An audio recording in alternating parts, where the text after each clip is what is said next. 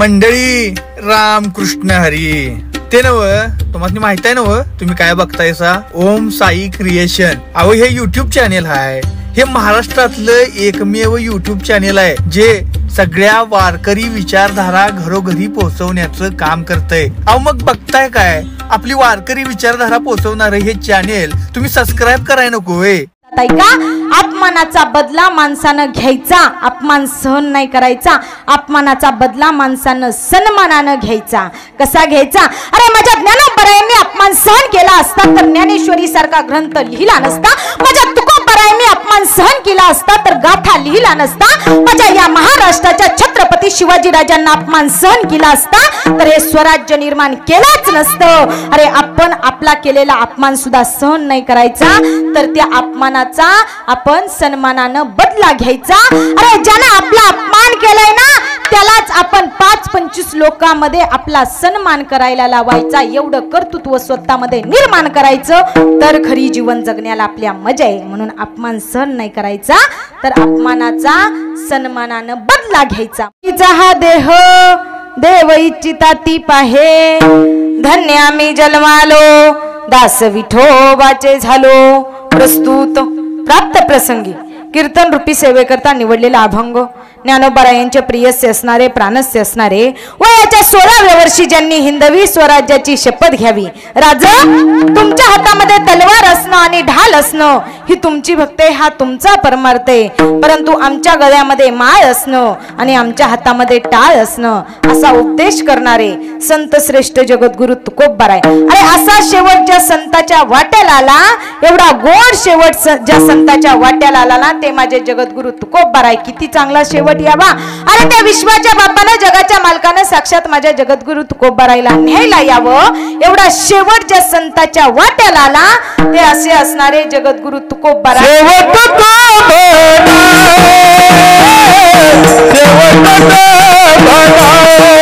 या संस्कृतीचा नियम आहे. जो आलाय त्याला निश्चित जावं लागणार आहे. इथं आलेल्या प्रत्येकाला मरावं लागतं. गरीबाला सुद्धा मरावं लागतं, श्रीमंताला सुद्धा मरावं लागतं, बंगल्यात राहणाऱ्या अधिकाऱ्याला सुद्धा मरावं लागतं आणि रस्त्यावरती झोपणाऱ्या भिकाऱ्याला सुद्धा मरावं लागतं. जो जन्माला आलाय तो निश्चित जाणार आहे. जन्म जया मृत्यू तया. जन्माला आलेल्या प्रत्येक व्यक्तीला जावं लागतं, प्रत्येकाला मरावं लागतं. मग मरणाला घाबरायचं का? बसलेले मरणाला घाबरायचं? मरणाला घाबरायचं नाही. बरं मरू वाटतं का हो तुम्हाला? मरू वाटतं का? वाटतं का? मरू वाटत नाही. पण जन्माला आलेल्या प्रत्येक व्यक्तीला मरावं निश्चित लागतं, जावं निश्चित लागतं. कारण या जगामध्ये जेवढी लोक जन्माला आली त्या प्रत्येकाला जावं लागलं, प्रत्येकाला मरावं लागलं. अरे तो देव जगाचा मालक विश्वाचा बाप, त्या बापाला सुद्धा जावं लागलं, मरावं लागलं. त्या बापाची सुद्धा इच्छा होती, देवाची सुद्धा इच्छा होती की त्याला मृत्यू लोकांमध्ये जन्म मिळावा. पण देवाला हा देह मिळाला का?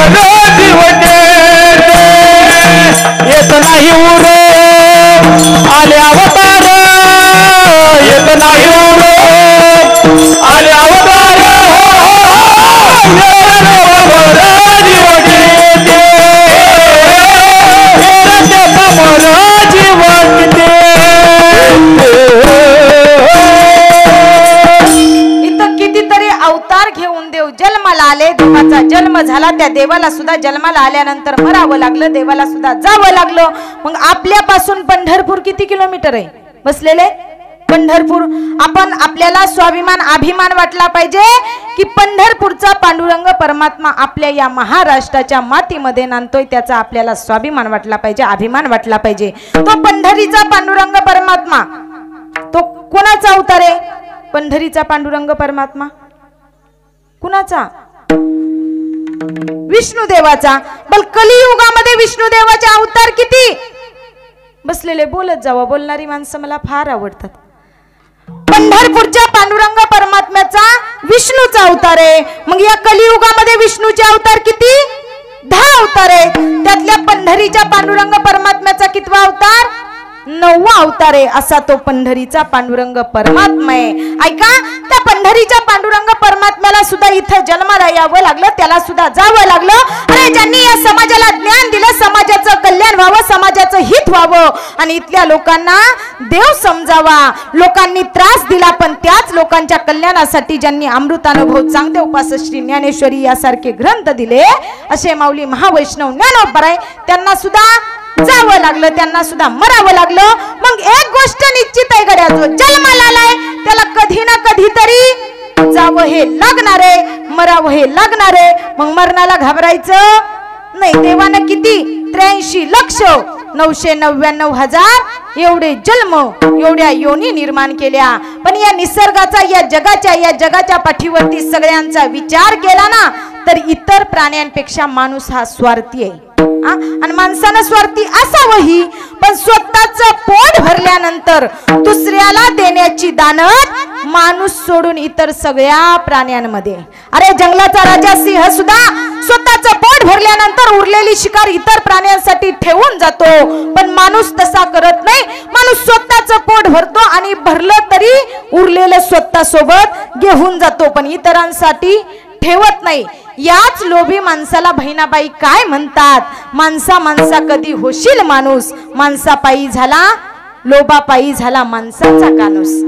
म्हणजे माणसाला कळत नाही माणूस काय आहे, हा माणसाला कळत नाही. मग जन्माला आल्यानंतर जावं लागतं, मरावं लागतं. त्या देवानं सुद्धा या देहाची इच्छा निर्माण केली. देवाला सुद्धा हा देह मिळाला नाही. इहलोकीचा हा देह देव इच्छिता ती पाहे. देवानं सुद्धा या देहाची इच्छा निर्माण केली, पण देवाला सुद्धा हा देह मिळाला नाही. मग तुम्हा आम्हाला मिळालाय, आपण धन्य आहे का नाही? धन्य आहे ना आपण?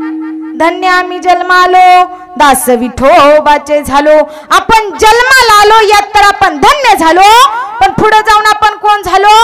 तर आपण विठोबाचे दास झालो. मग आयुष्यामध्ये कितीही शिका, कितीही पदव्या घ्या, पण ज्याला सच्चिदानंद ही पदवी घेता आली तो जीवनात सुखी झाला, समाधानी झाला. आयुष्याच्या या साधने सच्चिदानंद पदवी घेणे. धन्य आम्ही जन्मालो, दास विठोबाचे झालो. मग माणसानं जीवन जगताना असं जगावं, असं जगावं की जिवंत असताना सुद्धा स्वर्गीची निशाणी झाली पाहिजे, असं जीवन जगता आलं पाहिजे. तुका म्हणे पावठणी करू स्वर्गीची निशाणी. हा झाला अभंगाचा थोडक्यात भावार्थ. विठ्ठल या कलियुगामध्ये जन्माला आलेल्या प्रत्येक व्यक्तीला जावं लागतं, प्रत्येकाला मरावं लागतं. निसर्गाचा नेम आहे, संस्कृतीचा नेम आहे. त्या देवाला सुद्धा जावं लागलं, देवाला सुद्धा मरावं लागलं. मग या कलियुगामध्ये जन्माला आल्यानंतर काय करायचं, या देहाचं कल्याण कसं करायचं, या देहाला मुक्ती कशी मिळवायची? तर ऐका, या कलियुगामध्ये काय काय आश्चर्य पाहायला मिळणार आहे. त्या 5 पांडवांनी जगाच्या मालकापाशी जाऊन देवाला म्हणावं, देवा सांगणारे देवा येणारे युग कोणते? त्या जगाच्या बापांना म्हणावं, ऐका ऐका बाबांनो, येणारे युग हे कलियुग आहे. मग देवा सांगणारे देवा सांग ना, या कलियुगामध्ये नेमकं होणार काय? त्यावेळेस देवानं म्हणावं, ऐका बाबा ऐका, या कलियुगामध्ये काय घडणार आहे हे मी तुम्हाला प्रत्यक्ष सांगणार नाही, तर प्रत्यक्ष तुमच्या डोळ्यानं तुम्हाला पाहायला लावणार. देवा पाहायला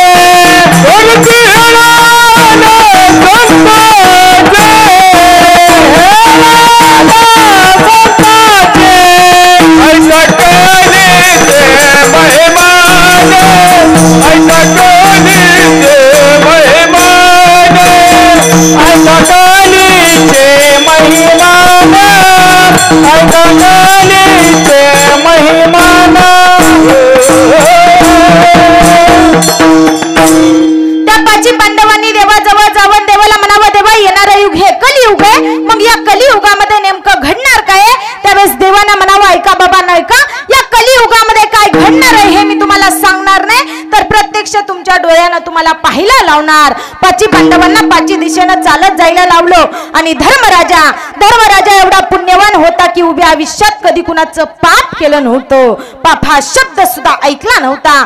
असा पुण्यवान धर्मराजा होता. तो धर्मराजा एका रस्त्यानं चालत चालत निघाला आणि चालत चालत असताना त्या धर्मराजाला एक आश्चर्य पाहायला मिळालं. काय आश्चर्य पाहायला मिळालं? अरे त्या जगाच्या मालकाचं वाहन असणारं गरुड, त्या गरुडाच्या पंखावरती मंत्र लिहिलेले, वेद लिहिलेले, पण त्याच्या तोंडामध्ये माशाचा तुकडा आहे, मांस आहे. हे आश्चर्य धर्मराजाला वाटलं.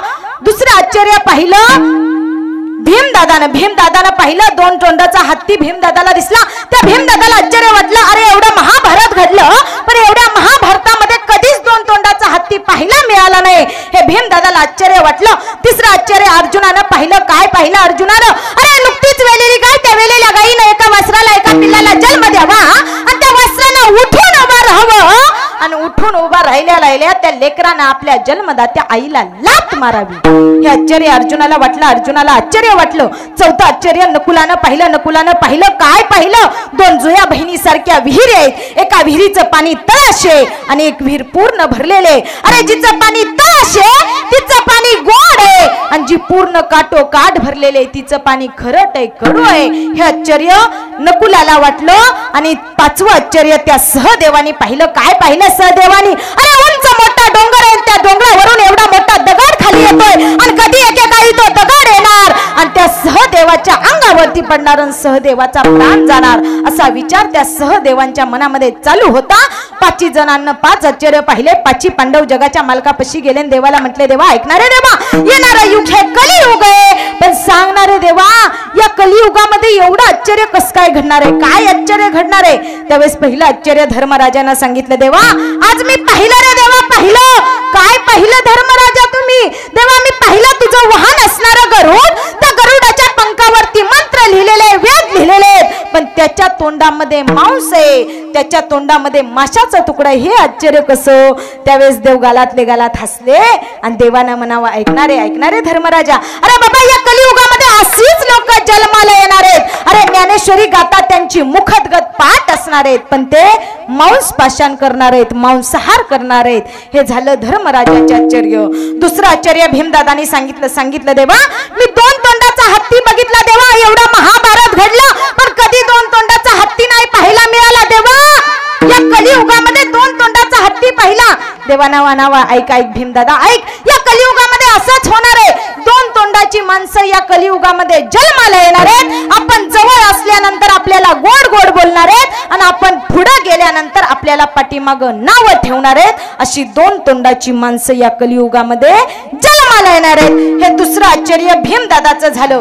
तिसरं आश्चर्य अर्जुनाने सांगितलं. देवा पाहिलं मी देवा. काय पाहिलं अर्जुन तुम्ही? पाहिलं देवा नुकतीच वेलेली गाय, त्या वेलेल्या गायीने एका वासराला, एका पिल्लाला जन्म द्यावा आणि त्या पिल्लानं जन्म दिल्याबरोबर उठून उभा राहिल्याबरोबर आपल्या जन्मदात्या आईला, गाईला लाथ मारावी.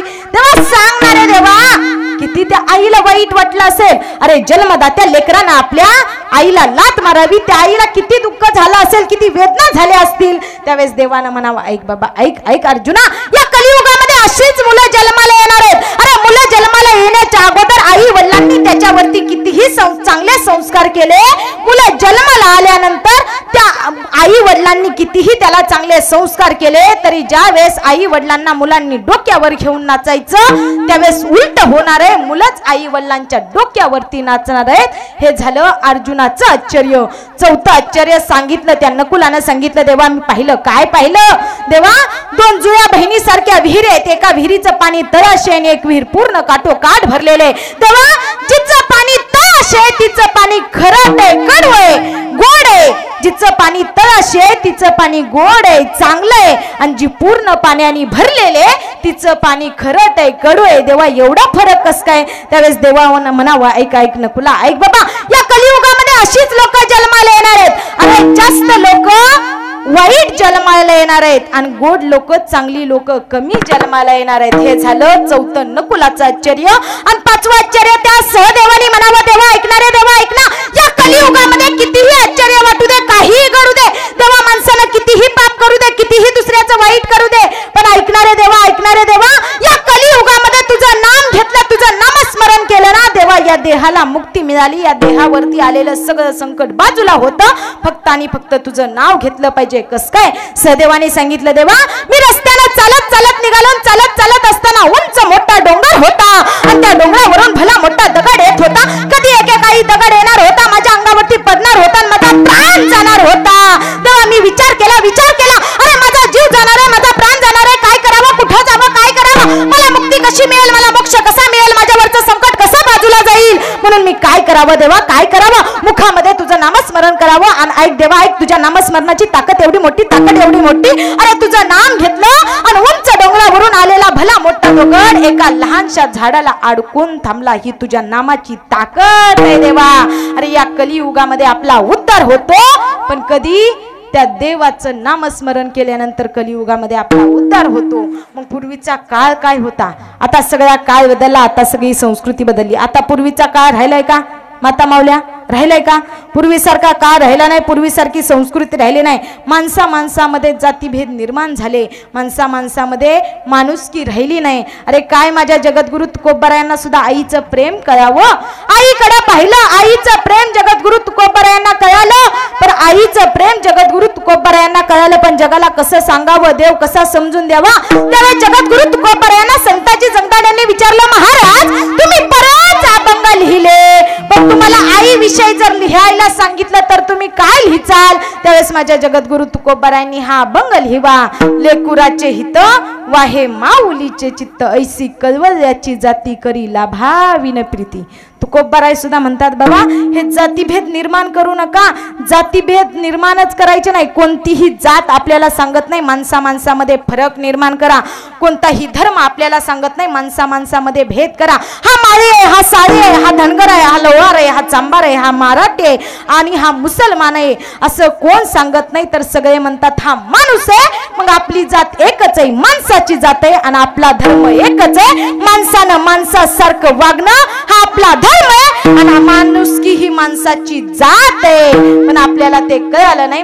माणसामध्ये माणसानं फरक निर्माण केले. अरे काय तुम्ही फरक निर्माण करता? काय जातीभेद करता? काय वेगळं या जगामध्ये? गरिबा आणि श्रीमंतामध्ये सुद्धा काहीच फरक नसतो. विचार करा, कुणामध्येच काही फरक करायचा नाही. अरे गरिबाच्या घरी जा किंवा श्रीमंताच्या घरी जा, दोघांमध्ये काहीच फरक नसतो. अरे गरिबाच्या घरातलं किंवा श्रीमंताच्या घरातलं भाकरीचं पीठ आणि भाजीतलं मीठ हे सारखंच असतं, कसला सुद्धा फरक नसतो. मध्ये तुमचा पैसा बघितला जात नाही, तर तुमचं कर्म माझ्या देवाच्या दारामध्ये बघितलं जातं. म्हणून जसं माणूस कर्म करतो ना, तसं भोग हे माणसाला भोगावे लागतात. नुसतं देवाच्या दारामध्ये जाऊन देवपूजा करून देवाचं दर्शन घेऊन काही चांगलं घडत नाही. देव आपलं कर्म बघतो. जब कर्म हो काला तो क्या करेगा ऊपरवाला. जर कर्म आपलं वाईट असेल तर तो देव सुद्धा काही करू शकत नाही. म्हणून जसं माणूस कर्म करतो तसं भोग हे माणसाला भोगावे लागतात. केले कर्म झाले त्याची भोग आले. मग ऐका, माणूस मेल्यानंतर माणसाला मुक्ती मिळावी, मोक्ष मिळावा, याच्याकरता माणसाला कुठं जावं लागतं? कुठं जावं लागतं? पाप केलं, आपलं पाप नाहीच व्हावं, आपल्याला पुण्य मिळावं, मुक्ती मिळावी, मोक्ष मिळावा. मग माणूस मरायच्या अगोदर माणसाला कुठं जावं लागतं? कुठं? काशीला जावं लागतं. मनकर्णिका घाटावरती जाऊन तिथं आपल्या देहाची शुद्धी करावी लागते. देहाला आपल्या शुद्ध करावं लागतं. तेव्हा कुठं या देहाला मुक्ती मिळते, मोक्ष मिळतो. मग ऐका, जन्मतात जर तुम्हाला शुद्ध व्हायचं असेल, मुक्ती मिळवून घ्यायची असेल, तर काय करा, कधीतरी त्या चंद्रभागेच्या दर्शनाला जा. अरे कशी चंद्रभागा निर्माण झाली? 40 मैल धावत राहिली. फुलर लोणावळ्याला येऊन उगम पावली. लोणावळ्यावरून निरेला आली. निरेवरून भीमेचा हात हातात धरला आणि चंद्रासारखं वळण घेतलं.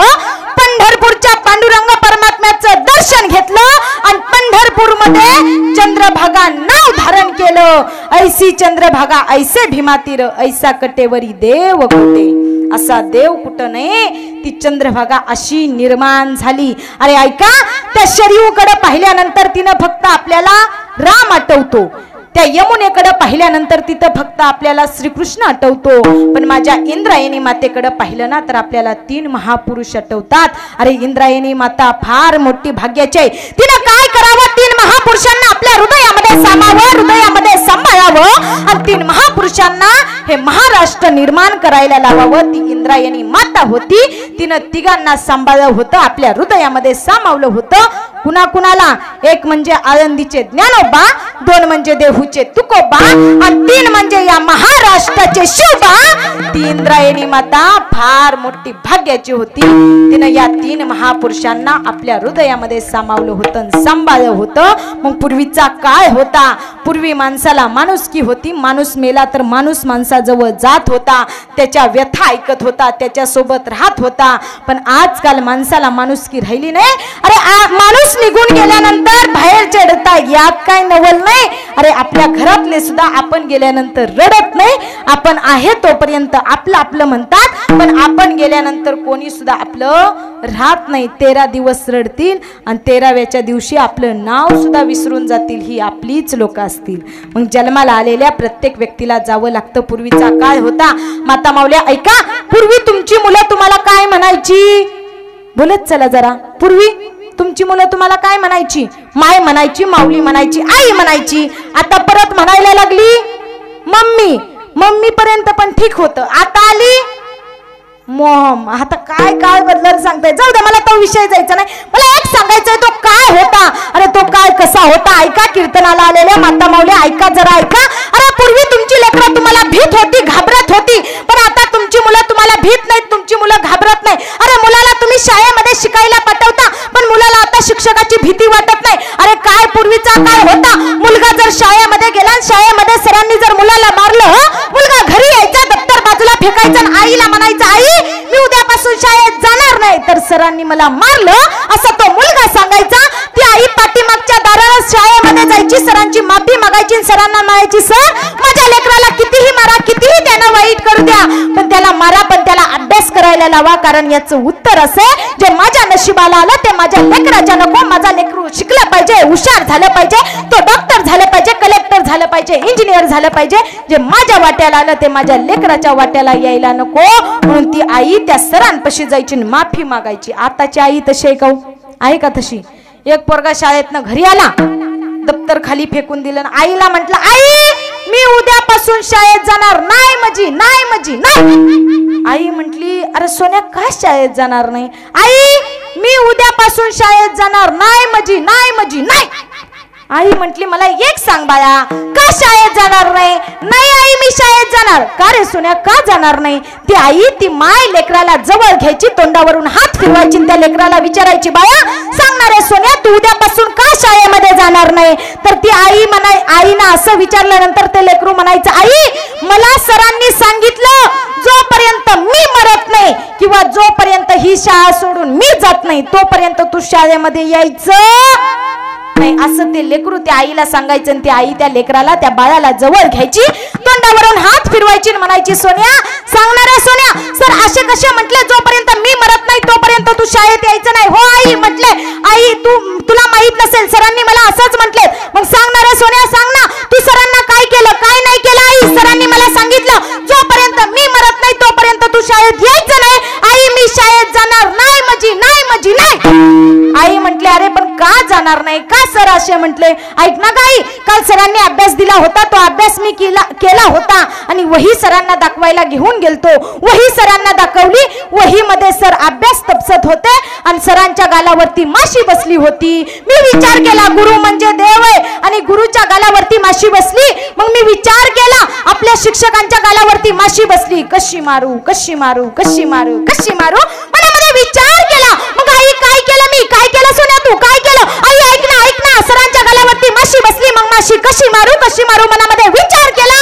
मग सोन्या काय केलं? आई त्या सरांवरच्या गालावरची माशी मी हातानं अशी मारली. आता असं जर सरांना पोरांनी मारलं तर सर शाळेमध्ये शिकवायला ये म्हणतील का? मुलाला शिक म्हणतील का? पूर्वीचा काळ होता. असं जरी आईला सांगितलं तर आई जायची, सरांची माफी मागायची, आई म्हणायची ऐका सर ऐका माझ्या लेकराने तुम्हाला मारलं त्याबद्दल मी तुमची माफी मागते, पण माझ्या लेकराचा उद्देश वेगळा नव्हता. लेकराला तुमच्या गालावरची माशी मारायची होती पण तुम्हाला चापट मारली असं वाटलं. माझ्या लेकराला शाळेत येऊ द्या, त्याला शिकून मोठं होऊ द्या, साहेब हो द्या, डॉक्टर हो द्या, इंजिनियर हो द्या. ती पूर्वीची आई होती. ती पूर्वीची आई आपल्या लेकराला असे संस्कार देत होती. आताची आई तशी राहिली आताची आई मुलांना काय चांगलं सांगत नाही, आताच्या मुलांना चांगले संस्कार मिळत नाही. एवढी पोरं हुशार ना विचारूच नका, एवढी पोरं हुशार. आम्ही असंच एका ठिकाणी कीर्तनाला निघालो होतो आणि कीर्तनाला निघालो असताना रस्त्यामध्ये आम्हाला आडवे एक गाय आणि वासरू आलं. मग एक पोरग शेजारी उभा होतं. मी म्हटलं, अरे बाबा तुला काही दिसत नाही का, रस्त्याला समोर गाई आणि वासरू आडवं आले ते. तो म्हटला, जास्त बोलायचं गरज नाही. म्हटलं का? म्हटलं गाई आणि वासरू माझं नाही. मी म्हटलं मग आहे तरी कुणाचं? तो म्हटला, हो का ताई, ती गाय कोणाची आहे ते आपल्याला माहित नाही बाबा, पण ते वासरू कोणाचं आहे ते मला माहित आहे. मी म्हटलं बरं वासरू कोणाचं आहे? तो म्हटला, ते वासरू ना त्या गाईचं आहे. काय पोरं बोलतील आता, आम्हाला माहित नाही का ते वासरू त्या गाईचे? म्हणजे सगळ्या काय सगळी संस्कृती पोरं आता हुशार राहिली नाही. एका शिक्षकाने एका पोराला प्रश्न विचारला, पप्प्या उठून उभा राहा. पप्प्या उभा राहिला. त्याला सांगितलं, बाबा 15 फळाची नावं सांग. काय विचारला प्रश्न? 15 फळाची नावं सांग. त्यानं सांगितलं आंबा, दुसरं सांगितलं चक्कू, तिसरं सांगितलं पेरू.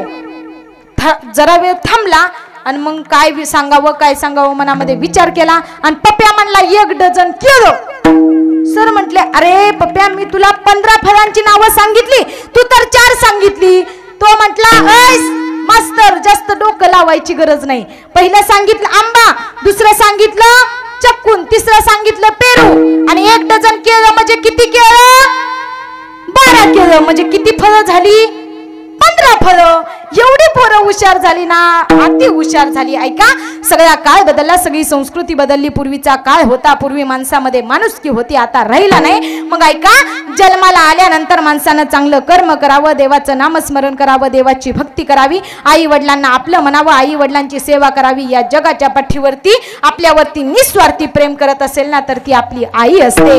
अरे ती आई काय करते? 9 महिने पोटामध्ये, 4 वर्ष मांडीवरती आणि आयुष्यभर मनामध्ये ठेवते ना, ती आपली जन्मदाती आई असते. ऐका, ती आई आपल्या लेकराला 9 महिने 9 दिवस आपल्या उदरामध्ये वाढवते, साठवते, ती आपली आई असते. अरे आई आहे तोपर्यंत आईची किंमत कळत नाही आणि आई गेल्यानंतर आईची किंमत कळल्याशिवाय राहत नाही. ऐका, आपण जोपर्यंत जिवंत आहे तोपर्यंत लोक आपल्याला नावं ठेवतात आणि आपण गेल्यानंतर लोक आपल्याला चांगलं म्हणतात. ऐका, अपमानाचा बदला माणसानं घ्यायचा, अपमान सहन नाही करायचा. अपमानाचा बदला माणसानं सन्मानानं घ्यायचा. कसा घ्यायचा? अरे माझ्या ज्ञानोबरायांनी अपमान सहन केला असता तर ज्ञानेश्वरी सारखा ग्रंथ लिहिला नसता. माझ्या तुकोबरायांनी अपमान सहन केला असता तर गाथा लिहिला नसता. माझ्या या महाराष्ट्राच्या छत्रपती शिवाजी राजांना अपमान सहन केला असता तर हे स्वराज्य निर्माण केलंच नसतं. अरे आपण आपला केलेला अपमान सुद्धा सहन नाही करायचा, तर त्या अपमानाचा आपण सन्मानानं बदला घ्यायचा. अरे ज्यानं आपला अपमान केलाय ना त्यालाच आपण 5-25 लोकांमध्ये आपला सन्मान करायला लावायचा. एवढं कर्तृत्व स्वतःमध्ये निर्माण करायचं तर खरी जीवन जगण्याला आपल्या मजा आहे. म्हणून अपमान सहन नाही करायचा, तर अपमानाचा सन्मानानं बदला घ्यायचा. म्हणून अपमान लोक करतात. धन्य म्हणविन धन्य म्हणविन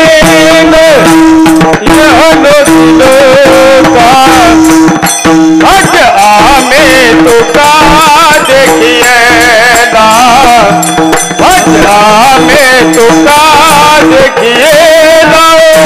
धन्य म्हणविन धन्य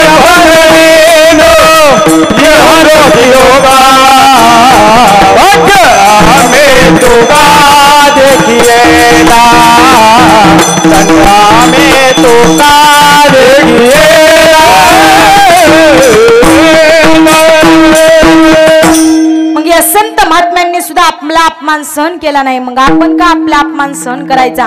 तर कुणीही आपला अपमान केला म्हणून बोलून त्याचा आपण अपमान करायचा नाही, तर आपण सन्मानानं आपला अपमान त्याचा बदला घ्यायचा असतो. मग ऐका, जीवनामध्ये जन्माला आल्यानंतर जावं लागतं, मरावं लागतं. मग देवाला सुद्धा हा देह मिळावा अशी देवाची इच्छा होती का नव्हती?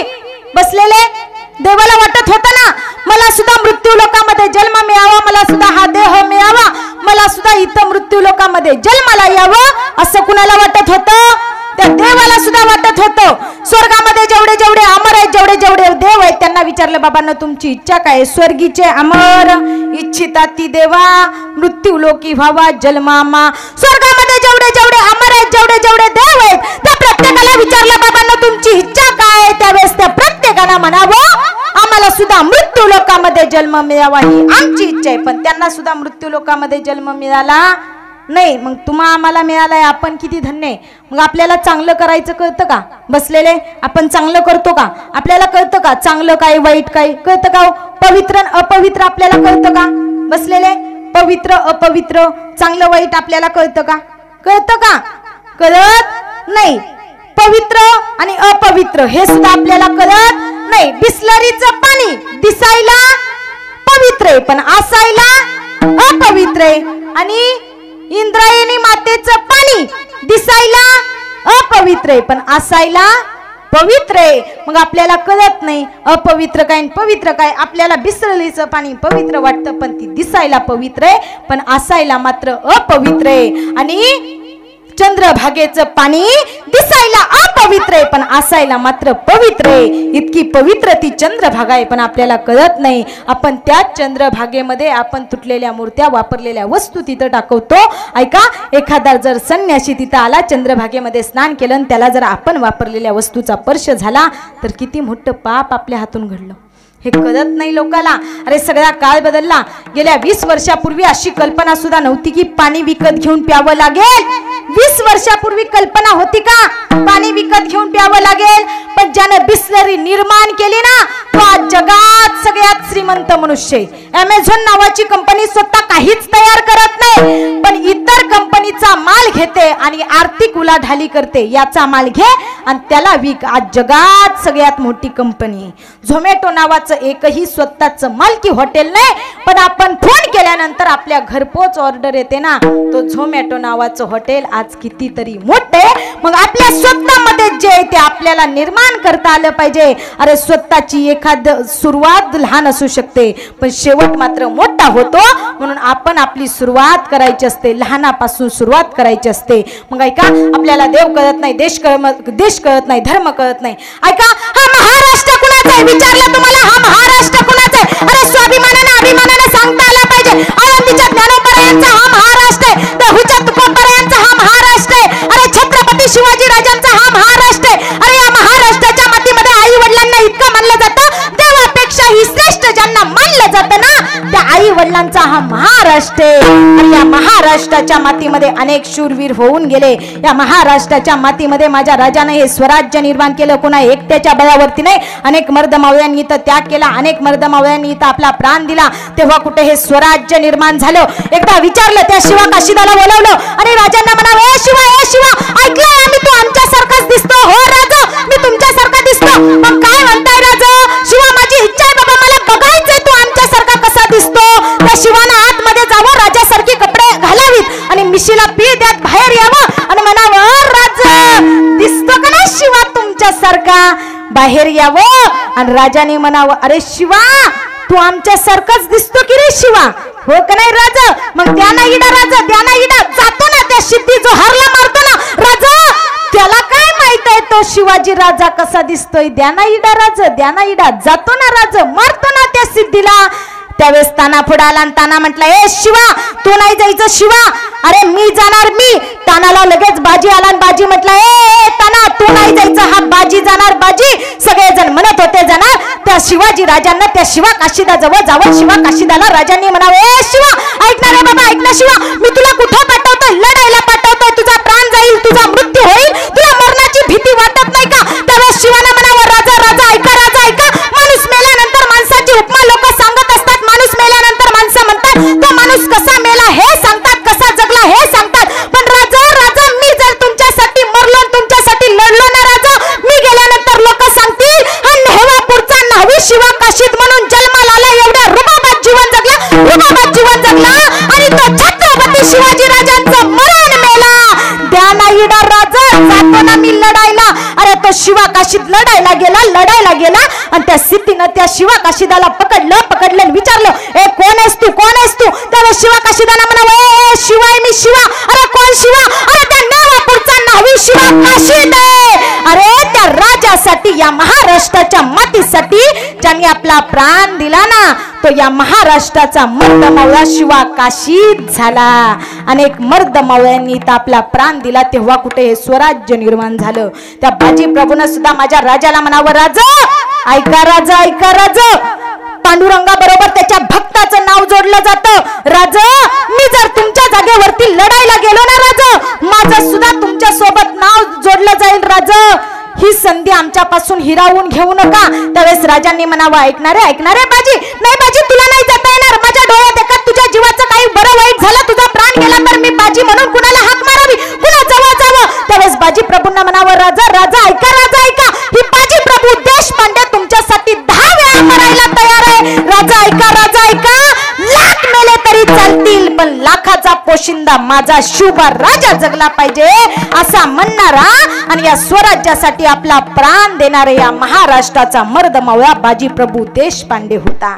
अरे हे महाराष्ट्र त्या अनेक शूरवीरांनी, अनेक मर्द मावळ्यांनी निर्माण केलं, हे आपल्याला कळत नाही. अरे हा महाराष्ट्र कुणाचा आहे? इथं समाज क्रांती निर्माण करणारा, गोरगरिबांना माणसामध्ये आणणारा राजा, अरे माणुसकी मानणारा राजा, माणसाला माणसामध्ये माणुसकी शिकवणारा राजा, माणूस माणसामध्ये आणणारा राजा म्हणजे लोकराज्य, म्हणजे लोकशाही राजे होते. असे राजे होते, त्यांनी हे स्वराज्य निर्माण केलं होतं. आपल्याला ते कळत नव्हतं. ऐका, मग देव काय असतो, देश काय असतो, धर्म काय असतो आपल्याला कळत नाही. जन्माला आलेल्या प्रत्येक व्यक्तीला जावं लागतं, प्रत्येकाला मरावं लागतं. संत महात्म्यांनी सुद्धा म्हणावं, मरण माझे मरणी गेले, मज केले अमर. प्रत्येकानं म्हणावं, आम्हाला सुद्धा जावं लागणार आहे. त्या तुकोबरायांनी मरायच्या अगोदर हा अभंग लिहिला. मग त्या देवाला विचारलं, देवा तुमची इच्छा काय आहे? तर त्या देवानं म्हणावं, आम्हाला सुद्धा मृत्यू लोकामध्ये जन्म मिळावा ही आमची इच्छा. अभंगाच्या पहिल्याच्या हा देह देव इच्छिता ती पाहे, धन्य आम्ही जन्मालो. ऐका, देव सुद्धा या देहाची इच्छा निर्माण करतात, पण देवाला सुद्धा हा देह मिळाला नाही, आम्हाला मिळाला, आपण धन्य झालो. मग जन्माला आल्यानंतर मरायचंय, मग मरणाची चिंता करायची नाही. ज्या देवानं हे जग निर्माण केलं, जो देव एवढं चांगलं जग चालवतोय, तो देव सुद्धा मरणाला घाबरला नाही. देवानं सगळ्यात अगोदर जन्माला आल्या कशाची सोय केली असेल ना, तर ती मरणाची सोय केली. श्रीकृष्ण भगवान परमात्म्याचा प्राण कसा गेला? अंगठ्याला बांध लागला आणि अंगठ्याला बांध लागून प्राण गेला. मला एक साधा आणि सोपा प्रश्न विचारायचा आहे, अंगठ्याला बांध लागून कुठं माणूस मरतो का? बसलेले अंगठ्याला बोलत चला माता माऊल्या, बोलत जावा. बोलणारी माणसं मला फार आवडतात. अंगठ्याला बांध लागून माणूस मरतो का? आपला पाय तुटला तरी माणूस मरत नाही, आणि अंगठ्याला बांध लागून कुठं माणूस मरतो होय? मरतो का? मरत नाही. देव मेला, पण अंगठ्याला बांध लागून नाही देव मेला, तर देव वचनानं मेला. कसा वचनानं मेला? एका मागच्या युगामध्ये रामप्रभूच्या जन्मामध्ये एका त्या वालीनं शाप दिला होता, देवा तू जसं मला आता मारलं ना, तसं पुढच्या जन्मामध्ये मी सुद्धा तुला मारलील, असा वालीनं शाप दिला होता. आणि त्या वालीच्या शापामुळे त्या श्रीकृष्ण भगवान परमात्म्याच्या पायाला अंगठ्याला बांध लागला, आणि तो श्रीकृष्ण भगवान परमात्मा त्यानं आपला प्राण सोडला. देवाला सुद्धा मरणाला भिला का, घाबरला का? देव काय चालवतो? जग चालवतो. ऐका, जर आपल्याला देश चांगला चालावं वाटत असेल तर देशाचा कोण चांगला लागतो? पंतप्रधान चांगला लागतो, हुशार लागतो, तर देश चांगला चालतो. महाराष्ट्र चांगला चालावं वाटत असेल तर महाराष्ट्राचा मुख्यमंत्री चांगला लागतो, हुशार लागतो, तर महाराष्ट्र चांगला चालतो. जिल्हा चांगला चालावं वाटत असेल तर जिल्हा अधिकारी चांगला लागतो, हुशार लागतो, तर जिल्हा चांगला चालतो. तालुका चांगला चालावं वाटत असेल तर तालुक्याचा आमदार चांगला लागतो, हुशार लागतो, तर तालुका चांगला चालतो. गाव चांगलं चालावं वाटत असेल तर गावचा सरपंच हुशार लागतो, चांगला लागतो, तेव्हा कुठं गाव चांगलं चालतं. घर चांगलं चालावं वाटत असेल तर घरातला करता माणूस, करता पुरुष चांगला लागतो, हुशार लागतो, तर घर चांगलं चालतं. आणि हे अख्खं विश्व, अख्खं ब्रह्मांड चांगलं चालतंय का, तर तो जगाचा बाप हुशार आहे आणि जगाचा बाप चांगला आहे ना, म्हणून हे विश्व चांगलं चालतंय. चाले हे शरीर कोणाची असते, कोण बोलविते हरिवीन. तो देव एवढा चतुरा तो शिरोमणी गुण लावण्याची खाणी एवढा हुशार एवढा चतुर एवढा सुंदर देव तो जगाशी एकनाथ तो जगाशी एकनाथ तो जगाशी एकनाथ तो जगाशी एकनाथ कारनाथ वेचे कृपाळू देवाचे कारनाथ वेचे कृपाळू देवाचे कारनाथ वेचे कृपाळू देवाचे कारनाथ वेचे कृपाळू देवाचे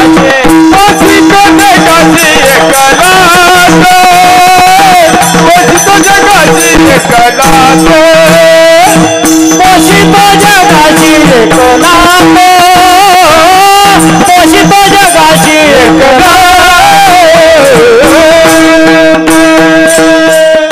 जन्माला येताना माणसाला एवढा आनंद निर्माण होत असतो, पण ऐका माणूस कधी जातो, माणसाचं आयुष्य कसं संपत जातं हे सुद्धा माणसाला कळत नाही. अरे रात्र माणसाची विचारात जाते, दिवस माणसाचा कामात जातो, शरीर मात्र थकत जातं आणि या सगळ्यामध्ये माणसाचं आयुष्य मात्र जगायचं राहून जातं, पण ते मात्र माणसाला कळत नाही. सगळं काही आहे असं राहणार आहे, एकटं आलो एकट्याला जावं लागणार आहे. मग या जगाच्या पाठीवरती विश्वाच्या पाठीवरती जर काय शिल्लक राहणार असेल ना तर ते एकमेव माझा पांडुरंग शिल्लक राहणार आहे. अरे काय आनंद, काय महाराष्ट्राची संस्कृती. अरे त्या पंढरीच्या पांडुरंग परमात्म्याची वारी आता निघालेली आहे, ती वारी आता जाणार आहे. अरे मला स्वाभिमान अभिमान वाटतो आपल्या गावचा, आपल्या गावाच्या मातीचा आणि आपल्या या गावातल्या गावच्या मातीचा गावचा अभिमान वाटतो, स्वाभिमान वाटतो. अरे आळंदीच्या माऊली महावैष्णव ज्ञानोबरायांनी देहूच्या तुकोबरायांनी आपल्या या मातीमधून चालत जाऊन पंढरपूरच्या पांडुरंग परमात्म्यानं आपल्या या महाराष्ट्राच्या मातीमध्ये नांदावं. त्या महाराष्ट्राच्या मातीमध्ये आपण राहतो याचा मला स्वाभिमान अभिमान वाटतो. अरे पंढरपूर सारखं आराध्य दैवत या महाराष्ट्राचं वैभव पंढरीचा पांडुरंग परमात्मा आपल्या या महाराष्ट्राच्या मातीमध्ये नांदतोय. अरे ती पंढरपूरची वारी अनेक लाखो वारकरी. अरे ही वारीची परंपरा अनेक संत महात्म्यांनी चालू केली. कोणी केली? आळंदीच्या ज्ञानोबरायांनी, देहूच्या तुकोबरायांनी पंढरपूरच्या पांडुरंग परमात्म्याची ही वारी चालू केली. अजूनही त्या संत महात्म्यांच्या पालख्या येतात आळंदीमध्ये, त्या पालख्या दर्शन करतात आणि आळंदीमध्ये पालख्या येतात. अरे त्र्यंबकेश्वर वरून माझ्या निवृत्तीनाथांची पालखी येते, पैठणवरून एकनाथ महाराजांची पालखी येते, पंढरपूरवरून माझ्या नामदेवरायांची पालखी येते, मुक्ताईनगर वरून आदिशक्ती मुक्ताबाईंची पालखी येते, देहूवरून माझ्या तुकोबरायांची आणि आळंदीवरून माझ्या माऊली महावैष्णव ज्ञानोबरायांची पालखी निघते. ऊन वारा पाऊस सोबत असतो, पण हे वारकरी सगळ्या पालख्या घेऊन चालत चालत जातात आणि एकादशीच्या पवित्र दिवशी पंढरपूरमध्ये पोहोचतात आणि पंढरपूरमध्ये पोहोचून त्या सगळ्या पालख्या पंढरपूरच्या पांडुरंग परमात्म्याचं दर्शन करतात. ही वारीची परंपरा त्या संत महात्म्यांनी चालू केली आणि अजूनही तशी चालू राहिली. अरे काय वारीची परंपरा. जो वारकरी असतो तो काय करतो? अरे आळंदीमध्ये येतो, आळंदीमध्ये आल्यानंतर चंद्रभागेचं, आळंदीमध्ये येतो, आळंदीमध्ये आल्यानंतर वारकरी इंद्रायणी मातेचं स्नान करतो, माझ्या माऊली महावैष्णव ज्ञानोबरायांचं दर्शन घेतो, खांद्यावरती भगवी पताका घेतो, कपाळाला गंध लावतो, गळ्यामध्ये पवित्र तुळशीची माळ असते आणि मुखामध्ये विठ्ठल विठ्ठल माऊली ज्ञानोबा तुकोबा असं भजन चालू असतं आणि सतत चालत ऊन वारा पाऊस याचा विचार करत नाही. एकादशीच्या पवित्र दिवशी पंढरपूरमध्ये पोहोचतो आणि पंढरपूरमध्ये पोहोचून चंद्रभागेचं स्नान करतो, भक्त पुंडलिकाच्या पायरीचं दर्शन करतो आणि तिथून पुढे येतो आणि एकादशीच्या पवित्र दिवशी जगाच्या बापाचं पंढरीच्या पांडुरंग परमात्म्याचं दर्शन करतो. तो खरा वारकरी असतो. एकादशीच्या पवित्र दिवशी नित्य नेमानं जो पंढरपूरला जातो, पंढरपूरला जाऊन चंद्रभागेचं स्नान करतो आणि पंढरीच्या पांडुरंग परमात्म्याचं दर्शन करतो ना, तो खरा वारकरी असतो. पंढरीचे वारकरी, पंढरीचे वारकरी,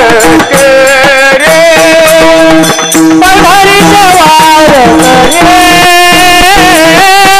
पंढरीचे वारकरी, ते अधिकारी मोक्षाचे, ते अधिकारी मोक्षाचे, अधिकारी मोक्षाचे, ते अधिकारी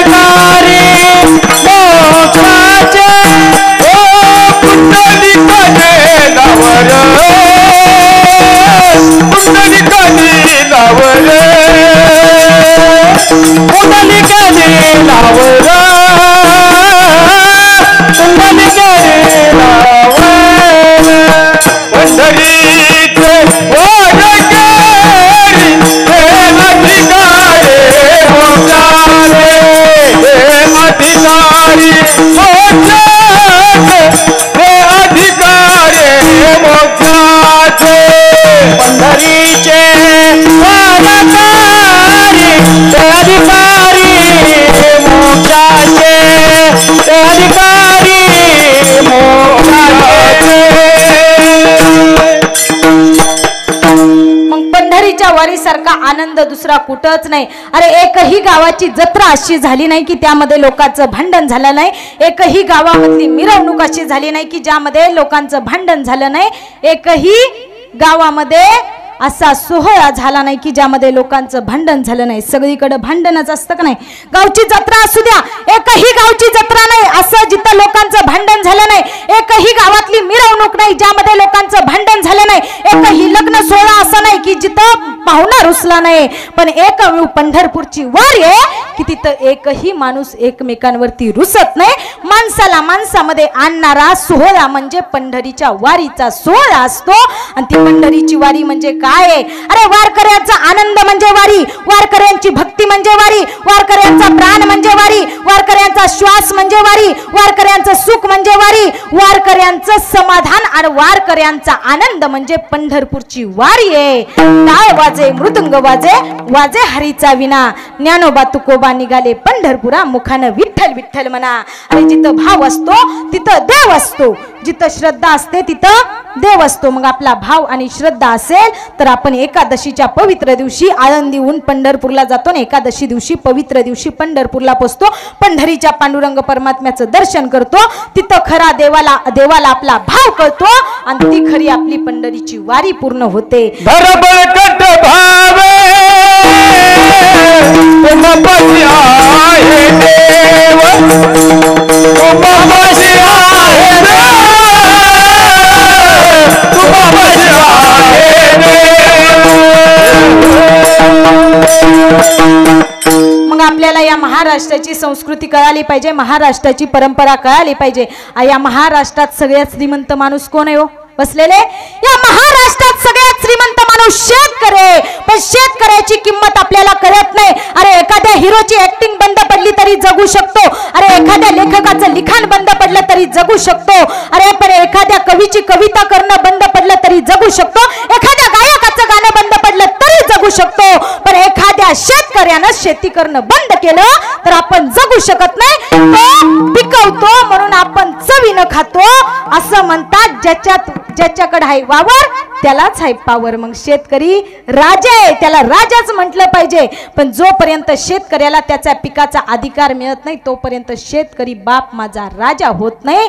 मग शेतकरी सगळ्यात श्रीमंत माणूस आहे, तो राजाच आहे, तो नोकर नाही. शेतकरी राजा आहे. मग या शेतकऱ्याचा हा महाराष्ट्र आहे, आपल्याला कळत नाही. ऐका, जन्माला आल्यानंतर कुणाची तरी मुलगी असते, कुणाची तरी बहीण असते, कुणाची तरी मावशी असते, कुणाची तरी आत्या असते, कुणाची तरी काकी असते, कुणाची तरी मामी असते, कुणाची तरी नानी असते. जन्माला आल्यानंतर प्रत्येक नातं हे स्त्रीशी जोडलेलं असतं. ही जन्माला आली, आता आई झाली, नंतर बहीण झाली. ऐका, अगोदर जन्माला आल्या कुणाची तरी मुलगी झाली, मुलगी झाल्यानंतर आई वडिलांना आनंद झाला.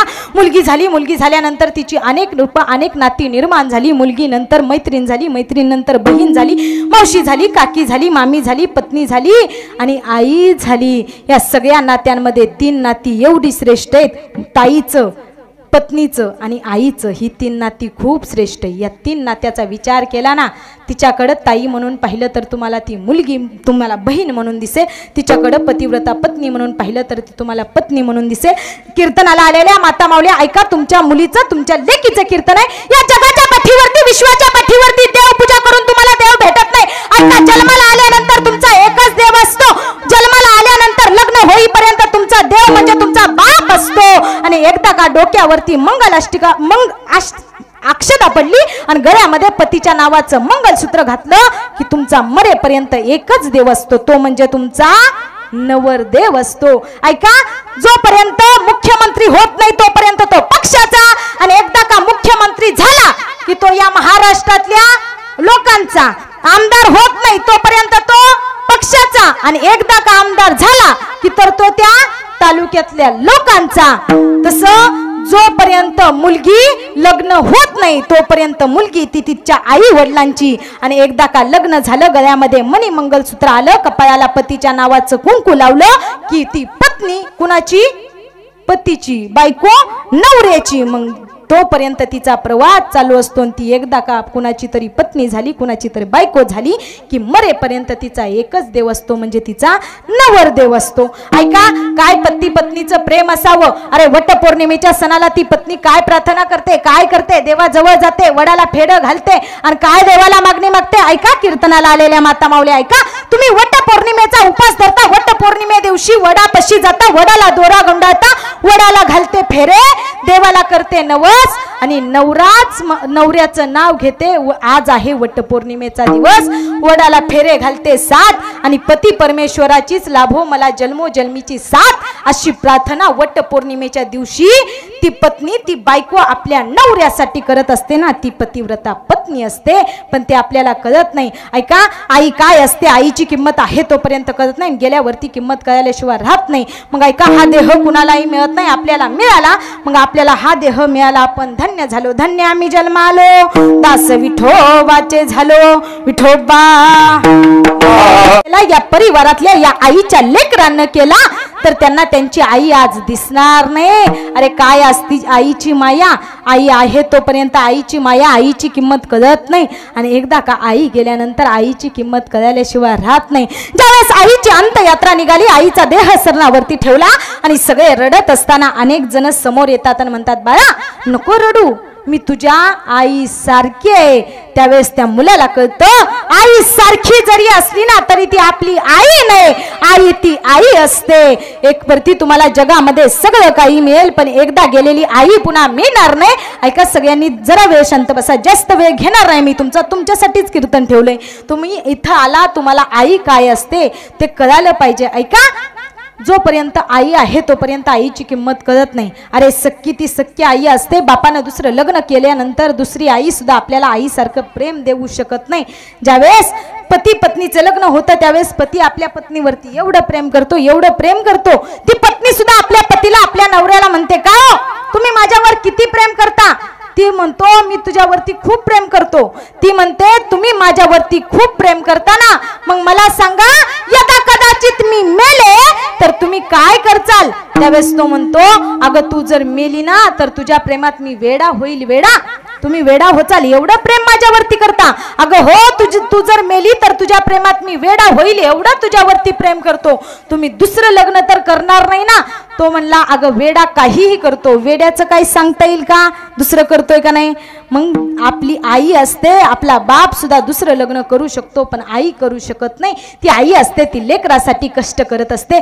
ज्यावेळेस एक लहानसं लेकरू होतं आणि त्या लहानशा लेकरानं काय करावं, आई सोबत सतत राहावं, असंच रोजचा नित्यनेम चालू होता. एक दिवस असा झाला, ती आई नित्यनेमानं उठायची, आपल्या लेकराला आंघोळ घालायची, लेकराला शाळेत पाठवायची, रोजचा नित्यनेम चालू होता. बाप कामावरती जायचा, बापाची आणि मुलाची आठवड्यातून एकदाच भेट व्हायची. पण असं झालं एक दिवस आई अशी झोपली की पुन्हा उठलीच नाही. आणि ती झोपलेली आई पाहिली त्या पतीनं, नवऱ्यानं यावं आणि नवऱ्यानं पाहावं तर आपली पत्नी हे जग आपल्याला सोडून निघून जावी. त्या पतीला वाईट वाटावं आणि त्या पतीनं सगळ्या नातेवाईकांना, सगळ्या पाहुणे रावळ्यांना, गावातल्या लोकांना बोलावं.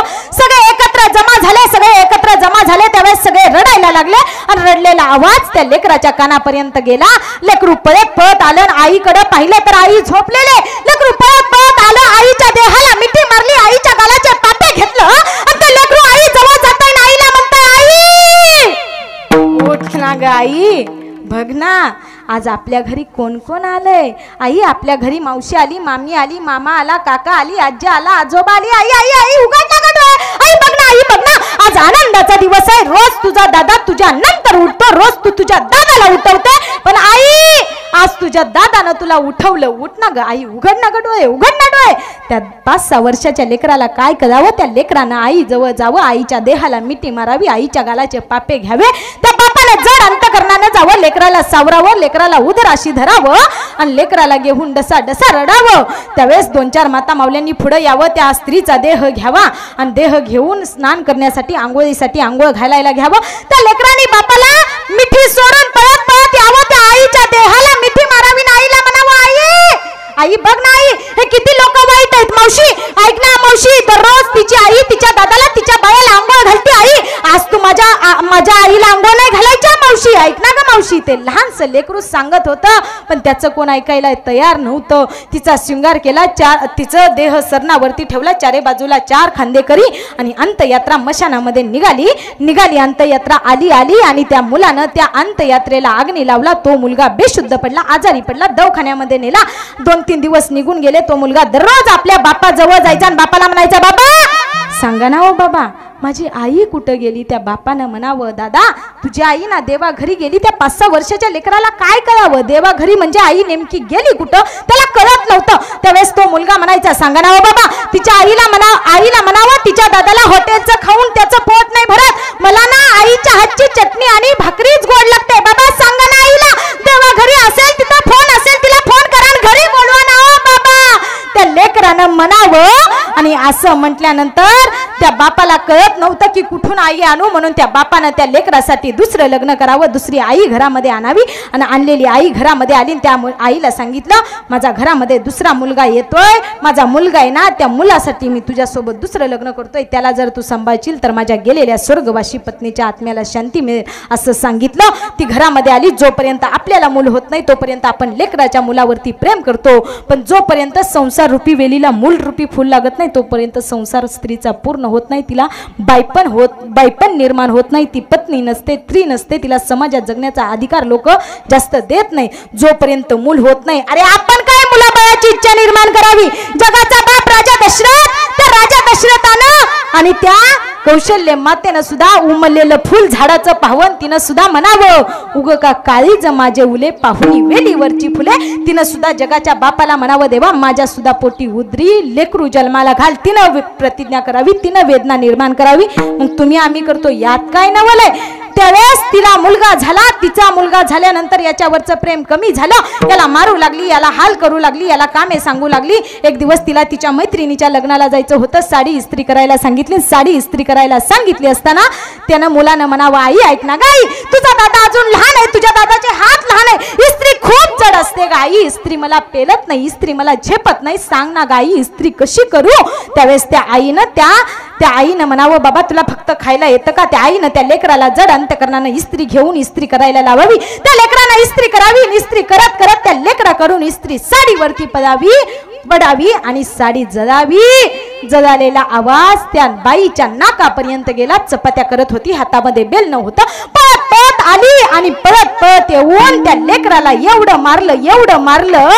ऐका, एखाद्या लहानशा लेकराला किती मारावं याचं वर्णन सुद्धा शास्त्रामध्ये केलेलं आहे. एवढं मारलं, बेलना हातामध्ये होतं, त्यानं इतकं मारलं, मारूनही शांत बसले ना. एवढा राग आला, म्हणाली, अरे मूर्खा, एक काम नीट होत नाही तुझ्याकडून. अरे 10,000ची माझी साडी जाळली. त्या रागामध्ये लाल बुंद झालेली इस्त्री घेतली, त्या मुलाच्या पाठीवरती ठेवली. अरे काय वेदना, काय त्रास, काय यातना झाल्या असते. त्या लेकरू पळत देवाजवळ गेला. देवाला म्हटलं, देवा ऐकणारे देवा, अरे देवा ऐकलंय मी, देवा ऐकलंय, तू कधीच कुणावरती अन्याय केला नाही, अत्याचार केला नाही. देवा सांगणारे तुझा हा अन्याय अत्याचार कसा. देवा सांगणारे देवा, माझी आई मला सोडून निघून गेली, बदल्यात तू दुसरी आई मला दिली, पण माझ्या आईनं मला एवढा त्रास दिला, एवढ्या यातना दिल्या की देवा मला सहन होत नाही. त्या 5-6 वर्षाच्या लेकरानं सुद्धा देवाला म्हणावं, देवा ज्या दिवशी माझी आई मला सोडून निघून गेली ना, त्याच दिवशी मी सुद्धा हे जग सोडून जायला पाहिजे होतं. त्या 5-6 वर्षाच्या लेकराला सुद्धा कळालं की आई नंतर आपल्यावरती प्रेम करणारं या जगाच्या पाठीवरती कोणीच नसतं. आज या परिवाराला दुःख झालं असेल, आई म्हणून कुणाजवळ जावं, आई म्हणून कुणाला हाक मारावी. आज आई दिसणार नाही, पण ऐका, आईची किंमत आई आहे तोपर्यंत कळत नाही आणि आई गेल्यानंतर किंमत कळल्याशिवाय राहत नाही. आईचा देह सरणावरती ठेवलेला असतो आणि हा मुलगा तिथं आई आई करून रडत असतो. त्यावेळेस त्या आईचा आत्मा तिथे येतो, म्हणतो, बाळा नको रडूस, मी जिवंत असताना कधी आई आई म्हणून हाक मारली नाही आणि मी मेल्यावर तू रडतो, उगच रडून रडून तुझ्या घशाला ताण देऊ नको. त्यावेळेस त्या मुलाला त्या आईची किंमत कळते. तो मुलगा काय म्हणतो, कशाला गेली आई तू स्वर्गाला ओ कोण वागेल तुझ्या या बाळाला 9 महिने 9 दिवसांची वारी कशी केली संकट मजला आले असता पदराला धरून नेली सोडून गेली तुझ्या या लाडक्याला ओ कोण वागेल तुझ्या या बाळाला कशाला गेली आई तू स्वर्गाला ओ कोण वागेल तुझ्या या बाळाला ऐका आई आहे तोपर्यंत आईची किंमत कळत नाही गेल्यानंतर किंमत कळल्याशिवाय राहत नाही हा महाराष्ट्र का पुण्यवान आहे तर या महाराष्ट्राच्या मातीमध्ये आई वडिलांना देवापेक्षा श्रेष्ठ मानलं जातं ज्याला आई कळाली त्याला रखम आई कळाली ज्याला कळाला बाप त्याला कळाला विठोबा आई बाप म्हणजे आपले विठ्ठल रुक्म आहेत आई बाप आहेत त्यांना कशालाच उठत जायची गरज नाही पण काही म्हणा खरा संसार एका बाईला कळतो बरं का अरे भाकरी करताना पोळतो कित्येकदा तिचा हात पण भाकरी करताना तिचा हात कित्येकदा पोळतो पण काही म्हणा खरा संसार एका बाईलाच कळतो तिची माया जणू दुधावरची साय अजूनही प्रत्येक घराची काळजी घेते आई म्हणजे माझी रखुमाई म्हणून तिला रखुमाई म्हटलं जातं कारण ती घराची काळजी घेते ती आई असते मग ऐका हा महाराष्ट्र पवित्र आहे या महाराष्ट्रामध्ये अनेक सण साजरे केले जातात हा महाराष्ट्र पवित्र इथं आई वडिलांना मानलं जातं अरे आपला गुरु कोण असतो जो आपल्याला ज्ञान देतो ना तो आपला गुरु असतो जो आपल्याला अज्ञान रूपी अंधकारातून ज्ञान रूपी प्रकाश मार्गाकडे नेण्याचं काम करतो ना तो आपला गुरु असतो मग गुरु काय करतो तर आपल्याला वाईट कृत्य करण्यापासून वाचवतो आणि चांगलं कार्य करायला जो मार्ग दावतो ना तो खरा आपला गुरु असतो मग आपला गुरु तो आपला देव असतो पण आपल्याला कळत नाही अरे हा महाराष्ट्र का पवित्र आहे या महाराष्ट्राची संस्कृती काय इथं देवाला मानलं जातं देश मानला जातो धर्म मानला जातो आई वडील मानले जातात अरे या महाराष्ट्राच्या संस्कृतीमध्ये अनेक सण अनेक उत्सव साजरे केले जातात आणि या महाराष्ट्राच्या मातीमध्ये अनेक संत महात्म्यांनी जन्म घेतला म्हणून हा महाराष्ट्राचा देश पवित्र झाला आनंदीचे ज्ञानोबा या महाराष्ट्राच्या मातीमध्ये जन्माला आले देहूचे तुकोबा या महाराष्ट्राच्या मातीमध्ये जन्माला आले आणि पंढरपूरचा पांडुरंग परमात्मा आपल्या महाराष्ट्राच्या मातीमध्ये आला ऐका अनेक महाराज असतील महाराज या शब्दाचा अर्थ काय हो बसलेले तुम्ही सगळेजण आम्हाला महाराज म्हणता पण महाराज या शब्दाचा अर्थ काय म्हणजे महान आणि राज म्हणजे गुह्य जो महान गुह्य जाणतो तो महाराज आम्ही जाणतो का महान गुह्य आम्ही आहे का महान गुह्य जाणणारे महाराज पण आम्ही महाराज लोक एवढे हुशार आम्ही बोलण्यामध्ये महाराज लोक एवढे हुशार झालो आम्ही आंधळ्या माणसाला सुद्धा चष्मे विकत घ्यायला लावायला लागलो आणि टकल्या माणसाला सुद्धा कांगवा विकायला लागलो एवढे बोलण्यात आम्ही महाराज लोक हुशार झालो पण ऐका खरा महाराज कुणाला म्हणावं जो महान गुह्य जाणतो तो महाराज असतो काय संत महात्मे होते काय श्रीमंत संत महात्मे होते आज आमची लोक श्रीमंत झाली बायकांच्या गळ्यामध्ये डायमंड सेट आले जेवायला डिनर सेट आले झोपायला सोफा सेट आले पण माणसांचे माइंड वेत्र अपसेट राहिले लोकांना कळत नाही अरे संतांकडे किती श्रीमंती असावी अरे ज्याला समाजाचं प्रेम मिळालं नाही आई वडिलांचं प्रेम मिळालं नाही समाजातल्या लोकांचं प्रेम मिळालं नाही पण अधिकार एवढा मोठा अरे त्याच लोकांसाठी ज्यांनी ज्ञानेश्वरी हरिपाठ गाथा चांगदेव पासाष्टी यासारखे ग्रंथ दिले ना ते आनंदीचे ज्ञानोबा झाले एवढी श्रीमंती माझ्या ज्ञानोबा यांची होती आपल्याकडे काय आहे कसली आपली श्रीमंती आपल्याजवळ 2 एकर आहे तरी पण म्हणतं माझं काय आणलंय का सोबत आणि काय न्यायचंय का सोबत अरे खरी शेती ही कुणामरो होते माहिती का पहिली शेती शेतकरी शेतामध्ये राबायचा म्हणून खरी शेती होत असायची पण आता बैलच राहिला नाही बैल आहेत का आता कुठं शेतकऱ्यांची बैल राहिल्यात का बैल आता बैल राहिली नाहीत बघा वाती विना दिव्याला आणि दिव्या विना वातीला पर्याय नाही कष्टाविना मातीला आणि माती विना कष्टाला पर्याय नाही तसं बैला विना शेतीला आणि शेती विना बैलाला पर्याय नाही अरे काय बेंदूर हा सण महाराष्ट्राची संस्कृती आहे हा सण शेतकऱ्यांचा या महाराष्ट्राच्या मातीतल्या लोकांचा बेंदूर हा सण शेतकऱ्यांच्या मित्रांचा म्हणजे शेतात राबणाऱ्या वर्षभर आपल्यासाठी कष्ट करणाऱ्या त्या बैलांचा असतो पण हा देश पवित्र आहे पुण्यवान आहे मग ऐका देवाचे आपल्यावरती एवढे उपकार असतात आपल्याला देव कळत नाही देश कळत नाही धर्म कळत नाही आज आईच्या या ऋणातून मुक्त होण्यासाठी या परिवाराने या आईच्या ऋणातून मुक्त होण्यासाठी उतराई होण्यासाठी हा केलेला सोहळा हा केलेला आट्टास आज या ठिकाणी आईचं प्रथम पुण्यस्मरण सावित्रीबाई महिपत गुदिक गुढीकच ना. या आईंच्या प्रथम पुण्यस्मरणाच्या निमित्तानं माझ्या वाटेला आलेली सेवा. अरे या परिवाराचे सगळे पाहुणे मंडळी, नातेवाईक, घरातले सगळे सगळे असतील. सगळ्यांना दुःख झाले असेल. तुमची आई तुम्हाला दिसणार नाही, पण तुमच्या मुलीचं, तुमच्या नातीचं, तुमच्या लेकीचं एक तुम्हाला वाक्य असेल. तुमची आई तुम्हाला परत दिसणार नाही, पण जा कधीतरी आळंदीला, आणि आळंदीला गेल्यानंतर चंद्रभागेचं स्नान करा आणि तिथून वरती या. त्या माऊली महावैष्णव ज्ञानोबारायांचं दर्शन घ्या. स्वरूपात तुम्हाला तुमच्या आईचं दर्शन झालं म्हणून समजा. ऐका, जी माणसं सर्वांना आवडतात तीच देवाला आवडतात. जो आवडे सर्वांना तोची आवडे देवाला. गेलेली आई चांगली होती, सुंदर होती, म्हणून देवानं त्यांच्या काळानं त्यांच्यावरती झडप घातली, त्यांना हा देह सोडून निघून जावं लागलं. याच्यातून खरं कळतंय की बघा, माणसाचं माणसावरती किती प्रेम असावं. माणूस किती वर्ष जगला, किती वर्ष राहिला याला किंमत नाही, तर माणूस गेल्यानंतर माणसाला घालवण्यासाठी किती लोक आले याला किंमत आहे. तो जगला कसा, किती वर्ष राहिला याला किंमत नाही, त्यानं जगून कार्य काय केलं याला किंमत आहे. चांगलं कार्य करा.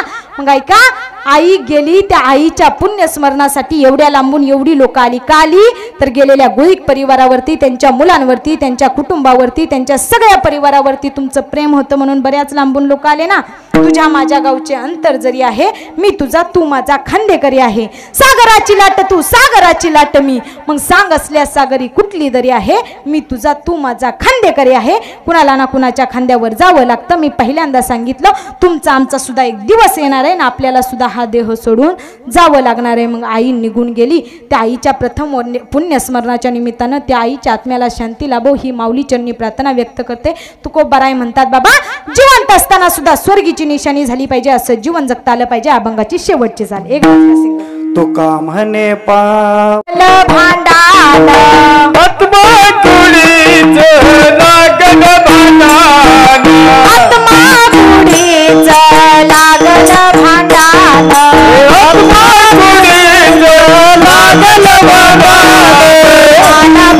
मान देवा देहाला सोडून झालं बैमान, गेला देहाला सोडून, झालं बैमान, गेला देहाला सोडून. चालू चालू टाळता चालू बसलेले सर्वांनी हाताने टाळी वाजवायची. अरे आज या घराची आई निघून गेली ना, त्याला 1 वर्ष पूर्ण झालं. अरे या परिवाराकडे पाहिलं, या परिवारातल्या लोकांकडे पाहिलं ना, दिसतं आई गेल्याचं दुःख. त्या दुःखातून सावरण्यासाठी तुम्ही आम्ही सगळेजण या ठिकाणी जमलोय. अरे कळू द्या त्या स्वर्गामध्ये गेलेल्या आईला सुद्धा, या जगातून इहलोकीच्या देहामधून मी परलोकाच्या यात्रेला जरी गेले असले ना, तरी माझ्या लेकरांना माझ्या ऋणातून मुक्त होण्यासाठी एवढा सुंदर कार्यक्रम ठेवलाय. त्या आईच्या आत्म्याला सुद्धा शांती मिळू द्या, मोक्ष मिळू द्या. बसलेले झाले आता आपलं कीर्तन. सर्वांनी ज्यांना 2 हात असतील अशा सर्वांनी दोन्ही हात वरती करून एक टाळी वाजवायची. करा हात वरती. आजूबाजूला कट्ट्यावरती आसूबास सगळं या देहाची विचारपूस करणार आहे, मोजमाप करणार आहे. ऐका, ज्याचं पाप जास्त आहे ना त्याला नरकात जागे, आणि ज्याचं पुण्य जास्त आहे ना त्याला स्वर्गात जागे. मग माणसाचा देह गेल्यानंतर, माणूस मृत्यू पावल्यानंतर माणसाचा देहाचा प्रवास स्वर्गाच्या वाटेने चालू असतो. आणि स्वर्गाच्या वाटेने चालू असताना मोजमाप चालू असतं पाप आणि पुण्याचं. ज्याचं पाप आणि पुण्य समान असेल त्याला स्वर्गामध्ये मुक्ती मिळत असते, मोक्ष मिळत असतो. ज्याचं पाप जास्त असतं त्याला नरकात जागा मिळत असते. या देहाला देव सुद्धा म्हणतो, बाबा यमराज सुद्धा म्हणतो, अरे जगाच्या बापानं तुला इथं जन्माला घातलं, त्याचं नामस्मरण कधी केलं नाही. जगाच्या बापानं तुला इथं जन्माला घातलं, त्याच्या नावाची एकादश कधी केली नाही. तू जीवनामध्ये काय कमावलं, काय गमावलं. स्वर्गाच्या वाटेने जात असताना यमराज सुद्धा या देहाची विचारपूस करतो. तर कशी विचारपूस करतो बघा. स्वर्गाच्या वातायम करतो विचारपूस, स्वर्गाच्या वातायम करतो विचारपूस, स्वर्गाच्या वातायम करतो विचारपूस, स्वर्गाच्या वातायम करतो विचारपूस. आत्मा राजा कधी केली एकादश, झाला बेमान, गेला देहाला सोडून, झाला बेमान, गेला देहाला सोडून, झाला बेमान,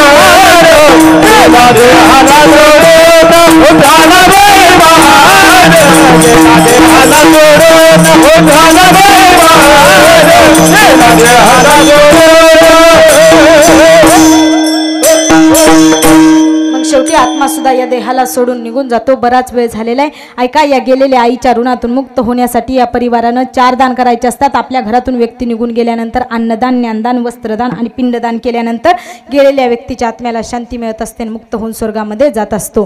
काकांनी जो विधी केला तो पिंडदान विधी. आता कीर्तन म्हणजे ज्ञानदान आहे आणि कीर्तन झाल्यानंतर सर्वांना बोला बोला झालंय. आता आपलं कीर्तन झाल्यानंतर सर्वांना भोजन आहे म्हणजे अन्नदान आहे. आणि वस्त्रदान, पाहुण्यांना पोषक म्हणजे वस्त्रदान. हे दान केल्यानंतर स्वर्गामध्ये गेलेल्या व्यक्तीच्या आत्म्याला शांती मिळत असते, मुक्त होऊन स्वर्गामध्ये जात असतो. मग आज खऱ्या अर्थानं या परिवाराच्या आईला मुक्ती मिळेल, मोक्ष मिळेल आणि तिचा आत्मा स्वर्गामध्ये जाईल. म्हणून आज या आईच्या पुण्यस्मरणाच्या निमित्तानं माझ्या वाटेला आलेली सेवा, त्या योगानं तुम्हा सर्वांचं मला दर्शन, सर्वांनी उत्कृष्ट अशी साथ केली. सगळ्यांचं मनापासून धन्यवाद. रुपनवर महाराज तुम्ही उत्कृष्ट अशी गायनाची साथ केली. सगळ्यांचं मनापासून धन्यवाद व्यक्त करते. उत्कृष्ट असा मृदुंग वाजवला, तेही उत्कृष्ट असे कीर्तन करतात. अभिमन्यू महाराज कदम, त्यांचेही मनापासून धन्यवाद व्यक्त करते. ज्ञान मंदिर वारकरी शिक्षण संस्था दहिगाव, त्या संस्थेची मुलं असतील त्यांचेही मनापासून धन्यवाद व्यक्त करते. माझे वडील असतील त्यांचेही मनापासून धन्यवाद व्यक्त करते. हा झालेला कार्यक्रम आपल्याला पुन्हा पाहता यावा, पुन्हा बघता यावा म्हणून ओम साई क्रिएशन हा आपला एक यूट्यूब चॅनल आहे. आपला घरीही झालेला कार्यक्रम तुम्ही सर्वांनी मला वाटतं त्या यूट्यूब चॅनलवरती पाहिला असेल. तो यूट्यूब चॅनल आहे. त्या चॅनलवरती आपल्याला आपल्या या ठिकाणी या परिवाराचा झालेला कार्यक्रम त्या ओम साई क्रिएशन या यूट्यूब चॅनलवरती पाहायला मिळेल. त्या यूट्यूब चॅनलवरती ज्यांनी शूटिंग केलं ते अण्णा फोटोग्राफी असतील, माधव दादा तुझं धन्यवाद, सगळ्यांचं मनापासून धन्यवाद व्यक्त करते. आणि कीर्तन चालू झाल्यापासून संपेपर्यंत माझा आवाज तुमच्यापर्यंत पोहोचवण्याचं काम केलं ती म्हणजे माईक सिस्टीम, ती अत्यंत छान होती. त्याबद्दल त्यांचे मनापासून धन्यवाद व्यक्त करते. या ठिकाणी कीर्तनासाठी उपस्थित असलेले सगळे सरपंच, उपसरपंच, अध्यक्ष, उपाध्यक्ष, सगळे ग्रामस्थ, संयोजक, आयोजक, ग्रामसेवक, तलाठी, तहसीलदार, सगळ्यांचा आता सगळ्यांची नावं घेणं काही शक्य नाही. कारण मी तुमचीच लेक, तुमचीच नात, तुमचीच मुलगी आहे. सगळ्यांना माहित आहे मी काय बऱ्याच लांबून आले का. मी तुमचीच लेक, तुमचीच नात, तुमचीच मुलगी आहे ना. मग ऐका, तुम्ही माझ्यावरती आई वडिलांसारखं प्रेम करत राहून माझ्याकडून अशी जगाची, देशाची, आई वडिलांची आणि समाजाची सेवा घडत राहू हीच शिवचनी प्रार्थना व्यक्त करते. काही चुकलं तर तुम्ही सगळी आपली माणसं आहे, माझी माणसं आहे. मला मुलगी मानणार आहे, मला नात मानणारी तुम्ही माझी माणसं आहे. त्यामुळे काही चुकलं तर आपल्या शुद्ध अंतकरणाने मला माफ करा आणि पुन्हा पुन्हा तुमच्या चरणाची सेवा करण्याची संधी मला द्या. सगळ्यांची नावं सगळे आता आपल्या जवळचे, पण सगळ्यांचं नाव घेणं काही शक्य नाही. बराच वेळ झाले. पुन्हा एकदा या परिवाराचा स्वाभिमान, या परिवाराचा अभिमान, या परिवाराचं अस्तित्व, या परिवाराचं मंगल, या परिवाराची आई, त्या आई निघून गेली, त्याला 1 वर्ष पूर्ण झालं. आज त्या आईला स्वर्गामध्ये जागा मिळो, आईच्या आत्म्याला शांती मिळो आणि या परिवाराला सुख समाधानात नांदता येवो हीच माऊली चरणी प्रार्थना व्यक्त करते. आणि झालेली सेवा जन्मदात्या माता पित्यांच्या, गुरुवर्यांच्या, पांडुरंगाच्या, तुम्हा संत मायबापांच्या चरणी समर्पित करून सेवेला इथंच पूर्णविराम देते. आपल्या पायातली चप्पल तुटली तर आपण शिवून घालतो, तसं बोलताना एखादा वेडा वाकडा शब्द गेला असेल, तुमची मुलगी, तुमची नात या नात्याने मला माफ करा. ज्यांना एक असेल त्यांनी मला बसलेले बोला झाले आता आपलं कीर्तन. ज्याला एक असेल त्यांनी मला दुसरी समजा, ज्यांना 2 असतील त्यांनी मला समजणार आहे का नाही एवढं तरी सांगा. समजणार ना. ज्यांना एक असेल त्यांना दुसरी समजा, ज्यांना 2 असतील त्यांना तिसरी समजा, ज्यांना 3 असतील त्यांना चौथी समजा आणि ज्यांना एकही नसेल त्यांना मला दत्तक घ्या चाल का नाही, घ्याचाल का नाही. बरं नाही दत्तक घेता आलं 7 बारा माझ्या नाव करा. ऐका, विनोदाचा भाग सोडा. आपल्या मुलगी चुकल्यानंतर आई वडील जसे समजून सांगतात तसं चुकल्यानंतर तुमच्या आई वडिलांच्या शुद्ध अंतकरणाने मला माफ करावं आणि ही झालेली सेवा तुम्हा संत मायबापांच्या, पांडुरंगाच्या, जन्मदात्या माता पित्यांच्या चरणी समर्पित करून सेवेला इथंच पूर्णविराम देते. पुन्हा एकदा या परिवाराची आई सावित्रीबाई महिपत गुदिक या आईच्या आत्म्याला शांती लाभो हीच ईश्वरचरणी प्रार्थना व्यक्त करते. सेवेला पूर्णविराम देते. ज्ञानेश्वर